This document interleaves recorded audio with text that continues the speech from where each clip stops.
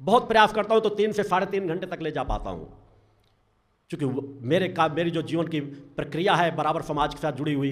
रात को 11 बजे के पहले विश्राम की स्थिति नहीं रहती। 2:30 से 3 बजे नित्य प्रातः, कभी भी चाहे ठंड का सीजन हो चाहे जैसा सीजन हो, 2:30 से 3 बजे के बीच मुझे जगना ही है।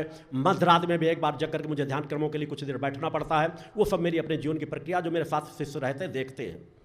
मैं जो कहता हूँ उसके लिए अपने आप को हर पल प्रस्तुत रखता हूँ। ये सामान्य अवस्था नहीं, अगर मैं चीख करके अपनी बात कहता हूँ तो इसलिए नहीं कि मेरा मान सम्मान हो। मैं एक किसान परिवार में मैंने जन्म लिया है, मैंने किसी राजघराने में जन्म नहीं लिया। मेरे अंदर वह पात्रता थी कि मैं चाहता तो किसी भी राजघराने में भी जन्म ले सकता था, जहां अरबों खरबों की संपत्ति होती। मगर राजघराने में जन्म लेने वाले राम और कृष्ण हो सकते हैं, देव पुरुष हो सकते हैं, कि उनको उसी तरह का वातावरण चाहिए। मुझे गरीबी के बीच जन्म लेना था, ग्रामीणों के बीच जन्म लेना था, जिसमें मैं उस वातावरण को समझ सकूं, उसको जी सकूं, और उसको मैंने जिया है। ग्रामीणों का जीवन जिया है, किसान परिवार में रह करके जीवन जिया है। समाज का दुख दर्द तकलीफें क्या होती है उसको मैंने स्वयं में एहसास किया है। खेतों में काम करने से किस तरह परिश्रम करना पड़ता है, किस तरह मेहनत करना पड़ता है, उसको मैंने स्वयं जिया है अपने पिताजी के साथ, जिनकी दंडी स्वामी जी की समाधि बनी हुई है। उन्होंने हमें कर्मवान बनाया। भले काम करने वाले नौकर चाकर लगे रहे हों, बटाई खेती दे दीजिए, मगर बच्चों से घंटे 2 घंटे नित्य मेहनत करवाते थे। पढ़ाई करके आने के बाद तुरंत बुलाते थे कि 1 घंटे खेतों में लगना ही है, काम करना ही है। वैसा हमने जीवन जिया है, किसी गर्व घमंड की बात नहीं।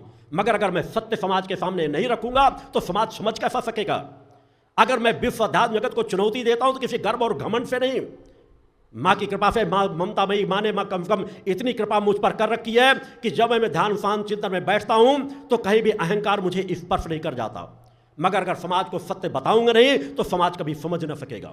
मैंने कुछ कार्यकर्ता बैठकों में बतलाई थी, अगर मैंने कहा कि इस स्थान पर जहां पर मूल ध्वज स्थापित है, जहां पर अभी भूमि पूजन किया गया है, मैं अपनी योगाग्नि से पंचज्योत प्रज्वलित करूंगा, तो 2015 जहां मैंने कहा महत्वपूर्ण वर्ष है, इस वर्ष मैंने अपने प्रक्रिया को एक अलग चरण में मैंने डाल दिया है।